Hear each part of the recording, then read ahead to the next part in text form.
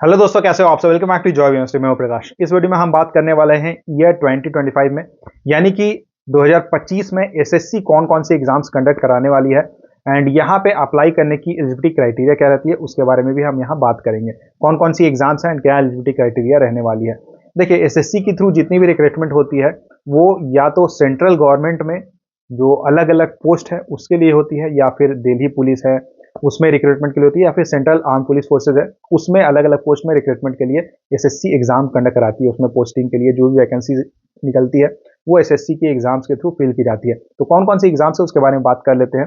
सबसे पहले देखिए, 2025 की जो एग्जाम कैलेंडर है ये बहुत जल्द आपको देखने को मिल जाएगी। तो उसमें क्या क्या डिटेल्स है वो सारी चीजें मेंशन रहेगी। यहाँ पे मैं आपको बताने वाला हूँ कि कौन कौन सी एग्जाम्स होगी और उसके लिए क्या एलिजिबिलिटी क्राइटेरिया रहने वाली है, ताकि आप पहले से प्रिपेयर्ड रहो कि ये एग्जाम्स होने वाली है एंड इन एग्जाम्स के लिए आप एलिजिबल रहोगे, तो उसकी आप एक फोकस्ड वे में आप तैयारी कर सकते हो। ठीक है, तो सबसे पहले जो एग्जाम होगी एसएससी की तरफ से जो रिक्रूटमेंट होती है, सिलेक्शन पोस्ट फेज 13। ठीक है, तो हर साल इसकी रिक्रूटमेंट होती है एसएससी में, मतलब जो सेंट्रल गवर्नमेंट में जो अलग अलग डिपार्टमेंट्स है उसमें जो वैकेंसीज रहती है उसे स्पेसिफिकली वहाँ पे कुछ कुछ रिक्वायरमेंट रहती है, एलिजिबिलिटी क्राइटेरिया वगैरह रहती है, तो उसके अकॉर्डिंग सिलेक्शन पोस्ट उसको नाम दिया गया है। कुछ कुछ पार्टिकुलर डिपार्टमेंट में कुछ कुछ वैकेंसीज जो खाली रह जाती है तो उसे फिल किया जाता है। बहुत ज़्यादा यहाँ पे बहुत हाई नंबर पे रिक्रूटमेंट आपको देखने को नहीं मिलती है, बहुत ज़्यादा वैकेंसी देखने को नहीं मिलती है, लेकिन हाँ बहुत ही बेहतरीन यहाँ पे आपको जॉब की अपॉर्चुनिटी मिल जाती है एसएससी सिलेक्शन पोस्ट के थ्रू। नेक्स्ट बात करते हैं एसएससी सीएपीएफ एसआई, यानी सेंट्रल आर्म पुलिस फोर्सेज में सब इंस्पेक्टर की पोस्ट के लिए रिक्रूटमेंट होती है। और साथ ही साथ इसी रिक्रूटमेंट में, मतलब ये जो एग्जाम होता है इसी के थ्रू दिल्ली पुलिस में सब इंस्पेक्टर के पोस्ट पे भी रिक्रूटमेंट होती है। उसे कहा जाता है एसएससी सीपीओ, मतलब दोनों को मिला के एसएससी सीपीओ कहा जाता है। ठीक है, तो सीएपीएफ यानी जितने भी पैरामिलिट्री फोर्सेज हैं जैसे बीएसएफ है, आईटीबीपी है, देन सीआरपीएफ है, तो सब में सब इंस्पेक्टर के पोस्ट के लिए और दिल्ली पुलिस में सब इंस्पेक्टर के पोस्ट के लिए यहाँ केवल ग्रेजुएशन रिक्वायर्ड रहता है, तो सारे कैंडिडेट्स अप्लाई करने के लिए एलिजिबल रहेंगे। उसके बाद नेक्स्ट बात कर लेते हैं एसएससी सीएचएसएल एग्जामिनेशन 2025। मतलब सीएचएसएल का मतलब हुआ combined higher secondary level examination. तो यहाँ पे हायर सेकेंडरी से क्लियर है कि अगर आपने 12th पास किया हुआ है तो आप सीएचएसएल देने के लिए एलिजिबल रहोगे। तो अगर आपने इस साल कंप्लीट किया है अपना हायर सेकेंडरी यानी कि 12th पास इस साल आप हुए हो, या फिर 2025 में आप 12th पास होने वाले हो, तो आपके लिए बहुत ही बेहतरीन मौका रहने वाला है। इसकी तैयारी आप अभी से स्टार्ट कर दो। जितने भी जो सेंट्रल गवर्नमेंट के जो अलग अलग डिपार्टमेंट्स है जैसे इनकम टैक्स है, कस्टम्स है, और भी बहुत सारे डिपार्टमेंट्स रहते हैं जहाँ पे इसके थ्रू आपको रिक्रूटमेंट मिल जाती है। ठीक है, तो इसकी तैयारी बहुत अच्छे से करना, क्योंकि 12th लेवल पे ही आपको बहुत ही बेहतरीन जॉब मिल जाती है और धीरे धीरे करके फिर आपकी जैसे प्रमोशन होती जाती है तो आप सीनियर लेवल पे चले जाते हो और सैलरी बहुत अच्छी आपको यहाँ पे मिल जाती है। उसके बाद नेक्स्ट जो रिक्रूटमेंट है ये ग्रेजुएट्स के लिए है, एसएससी सीजीएल यानी कंबाइंड ग्रेजुएट लेवल एग्जामिनेशन। तो जितने भी अलग अलग, जैसा कि मैंने आपको बताया कि जैसे इनकम टैक्स इंस्पेक्टर की पोस्ट रहती है, कस्टम्स ऑफिसर की पोस्ट रहती है, या एएसओ की जो पोस्ट रहती है सेंट्रल सेक्रेटरीट में, तो वो सब जो पोस्ट रहती है वो एसएससी सीजीएल के थ्रू फिल की जाती है, जिसमें ग्रेजुएशन रिक्वायर्ड रहती है। कंपटीशन थोड़ा हाई रहता है, वैकेंसीज लेकिन अच्छी खासी निकलती है, तो आपके सिलेक्शन के चांसेस भी अच्छे खासे रहेंगे अगर आप अच्छे से तैयारी करते हो। ठीक है, नेक्स्ट अगर बात करें तो ये है जूनियर इंजीनियर की recruitment, SSC junior engineer examination 2025। तो अगर आपने इंजीनियरिंग किया हुआ है, बीई बीटेक किया हुआ है, तो आपके लिए बहुत ही बेहतरीन मौका रहता है।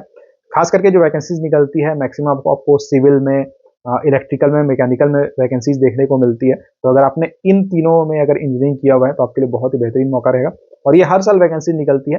2025 के लिए मैं आपको बता रहा हूँ कि अभी से आप तैयारी अपनी कंटिन्यू रखो, स्टार्ट कर दो अगर आपने स्टार्ट नहीं किया तो। ठीक है, नेक्स्ट बात करते हैं एसएससी एमटीएस एंड हवलदार के लिए। तो यहाँ पे एक तो मल्टीटास्किंग स्टाफ की जो पोस्ट रहती है अलग अलग डिपार्टमेंट्स में, उसके लिए वैकेंसी यहाँ पे निकली है। साथ ही साथ हवलदार के पोस्ट में वैकेंसी रहती है, तो यहाँ पे आप चॉइस कर सकते हो, आपके पास ऑप्शन रहता है कि आप मल्टीटास्किंग स्टाफ के पोस्ट में आप जाना चाहते हो या फिर हवलदार के पोस्ट में आप जाना चाहते हो। हवलदार के पोस्ट में आपको थोड़ा फिजिकल वगैरह भी आपका चेक किया जाता है। ठीक है, नेक्स्ट बात करते हैं एसएससी स्टेनोग्राफर के पोस्ट की। तो स्टेनोग्राफर की जो रिक्रूटमेंट होती है इसमें एक चीज रिक्वायर्ड रहती है कि आपको शॉर्ट हैंड की नॉलेज होनी चाहिए, स्टेनोग्राफी की नॉलेज होनी चाहिए। तो इसलिए मैं हमेशा ये करता हूँ कि अगर आपने केवल 10th पास किया हुआ है या फिर केवल 12th पास किया हुआ है तो कुछ एक दो एक्स्ट्रा स्किल आप जरूर सीख लो, ताकि आगे एग्जाम्स में कोई भी आप फॉर्म फिल करो तो उन एग्जाम्स में की जो रिक्रूटमेंट होती है उसमें आपको बेनिफिट मिलेगा। जैसे स्टेनोग्राफर की और एसएससी के थ्रू जो स्टेनोग्राफर की पोस्ट रहती है उसमें भी स्टेनोग्राफी चाहिए रहती है। साथ ही साथ आपको टाइपिंग की स्पीड भी यहाँ चाहिए रहती है, क्योंकि आपको ट्रांसलेट वगैरह करना होता है है ना, शॉर्ट हैंड में पहले लिखना है, फिर उसी चीज़ को आपको ट्रांसलेट करके एंड फिर उसे कंप्यूटर में टाइप करना है। तो ये जो पूरा प्रोसेस रहता है इसमें बहुत ज़्यादा प्रैक्टिस चाहिए होती है।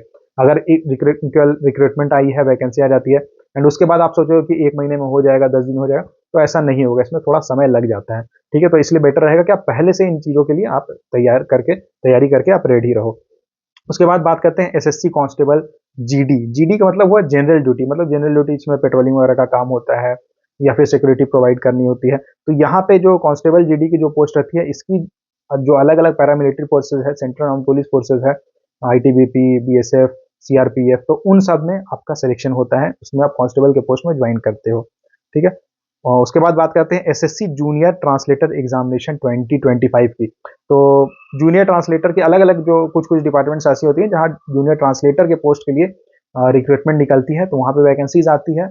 आप देख लेना, जैसे हिंदी से इंग्लिश, इंग्लिश टू हिंदी, ऐसे करके जो ट्रांसलेटर बहुत सारे आप देखते हो ना, जो भी वैकेंसीज हैं इनकी बहुत सारे, मतलब अ, कई बार ऐसा होता है कि डिपार्टमेंट वाइज भी वैकेंसीज कुछ कुछ जो अलग अलग डिपार्टमेंट्स है वो भी वैकेंसीज निकालती है। और जो एक मेजर जो वैकेंसी आती है ये एसएससी की तरफ से निकलती है जूनियर ट्रांसलेटर के लिए। तो इसमें मास्टर्स वगैरह भी रिक्वायर्ड रहता है। अगर आपने हिंदी में मास्टर्स किया हुआ है, इंग्लिश में मास्टर्स किया हुआ है, तो आप अप्लाई करने के लिए एलिजिबल रहते हो। उसके बाद बात करते हैं SSC Delhi Delhi police examinations. जो दिल्ली पुलिस में बहुत सारे, जैसे ऐसा तो नहीं होता ना कि केवल सब इंस्पेक्टर या कांस्टेबल की पोस्ट रहती है, इसके अलावा मल्टीटास्किंग स्टाफ की पोस्ट रहती है। तो और भी जितने भी डिपार्टमेंट्स हैं, मतलब दिल्ली पुलिस के अंदर जितने भी डिपार्टमेंट्स आते हैं जिसमें अलग अलग पोस्ट रहती है, अलग अलग पोस्ट की अलग अलग क्राइटेरिया होती है, तो सब के लिए एसएससी एग्जाम्स कंडक्ट कराती है। बहुत सारे अलग अलग पोस्ट रहती है जिसके लिए एग्जाम्स कंडक्ट कराए जाते हैं। मिनिस्ट्रियल पोस्ट के लिए अलग ही रिक्रूटमेंट होती है। तो ऐसे करके वैकेंसीज आती है जो कि एसएससी पूरा कराती है। एंड इन सब में कुछ अलग अलग क्राइटेरिया रहती है सबके लिए। किसी किसी में ग्रेजुएशन मांगा जाता है, एमटीएस मल्टीटास्किंग स्टाफ की पोस्ट है तो हो सकता है वहाँ पे आपको 12th पास ही मांगा जाए, या फिर कुछ ऐसी पोस्ट भी रहती है जहाँ पर 10th पास के ऊपर ही आपकी रिक्रूटमेंट होती है, आपका सिलेक्शन होता है। तो ऐसे करके आपको तैयारी करना होता है। मतलब आपने 10th पास किया हुआ है, 12th पास किया हुआ है, ग्रेजुएशन किया हुआ है, उसके अकॉर्डिंग आप देख लेना। जैसे अगर आप ग्रेजुएट्स हो, ग्रेजुएशन आपने किया हुआ है, आप ग्रेजुएट हो, तो आप सारे पोस्ट में अप्लाई करने के लिए एलिजिबल रहोगे, तो आप किसी में भी फॉर्म भर सकते हो। लेकिन अगर आपने केवल 12th पास किया हुआ है तो फिर आपके लिए थोड़े से ऑप्शंस कम हो जाते हैं, जो जैसे सीजीएल हो गया, या फिर जो सब इंस्पेक्टर की पोस्ट है जहाँ पे ग्रेजुएशन रिक्वायर्ड रहता है, वहाँ पे आप फॉर्म फिल नहीं कर पाओगे। तो आप स्पेसिफिक अपने जो फॉर्म्स रहते हैं वो डिसाइड कर लेना कि हाँ भाई मैं इन पोस्ट के लिए एलिजिबल हूँ, तो इस पोस्ट के लिए मुझे फॉर्म भरना है, इसी पोस्ट की तैयारी करना है। तो ऐसे करके आप अपनी तैयारी स्टार्ट कर सकते हो इसी साल। अगर आपने 12th पास किया हो या फिर नेक्स्ट ईयर आप 12th पास होने वाले हो, तो आपके लिए बहुत ही बेहतरीन मौका रहने वाला है। अब ये तो चलिए एसएससी के थ्रू होता है, और इसके अलावा भी बहुत सारी रिक्रूटमेंट होती है। जैसे कि बैंक्स में अगर आप देखोगे तो बैंक्स में तो अभी जो क्लेरिकल लेवल की जो रिक्रूटमेंट होती है उसमें ग्रेजुएशन रिक्वायर्ड रहता है, योग लेवल के लिए भी ग्रेजुएशन रिक्वायर्ड रहता है। कुछ कुछ जो ऑफिस अटेंडेंट की जो पोस्ट आती है उसमें केवल 10th पास या 12th पास वो लोग मांगते हैं। तो जो भी वैकेंसी आती है उसके अकॉर्डिंग आप देख लेना, उसकी भी तैयारी आप करना, क्योंकि बहुत ज़्यादा टफ नहीं रहता है। थोड़ा उसमें मतलब ऐसा नहीं कि कंपटीशन कम रहता है, लेकिन हाँ, जो एग्जाम का जो पूरा प्रोसेस रहता है ये काफ़ी ईजी रहता है, क्योंकि आपको 2 ही पेपर देने होते हैं, प्रीलिम्स और मेंस देना होता है, और फाइनल सिलेक्शन आपका मेंस के बेसिस पे होता है। सीजीएल में अगर आप देखोगे या फिर सीएचएसएल में देखोगे तो आपको टीयर 1 टीयर 2 देना होता है फाइनल जो आपकी है। उसके बाद फिर कुछ स्किल टेस्ट वगैरह भी होते हैं, टाइपिंग टेस्ट वगैरह भी देना होता है। तो ऐसे करके काफ़ी चीज़ें रहती है। टाइपिंग की भी आप अलग से प्रैक्टिस करना, क्योंकि कई कैंडिडेट्स का ऐसा होता है कि वो प्रीलिम्स मतलब फेज़ 1 क्वालीफाई कर लेते हैं, फेज़ 2 भी क्वालीफाई कर लेते हैं, लेकिन जब बात आती है टाइपिंग टेस्ट की या स्किल टेस्ट की, तो उसमें वो थोड़ा-सा चूक जाते हैं, तो फिर उनका सिलेक्शन नहीं हो पाता है। इसलिए ये सारी चीज़ें भी ज़रूरी रहती है। ठीक है, तो ये थी सारी डिटेल्स एसएससी की एग्ज़ाम्स के बारे में। बाकी इससे जुड़ा अगर आपका कोई सवाल रहता है तो आप कमेंट करके ज़रूर बताना। साथ ही साथ आप ये कमेंट करके बताना कि आपने 10th पास किया हुआ है, आप 12th पास हो, या फिर आपने ग्रेजुएशन कर रखा है। ठीक है? वीडियो को लाइक ज़रूर करना, अपने फ्रेंड्स के साथ शेयर करना एंड चैनल को सब्सक्राइब करना। Thank you.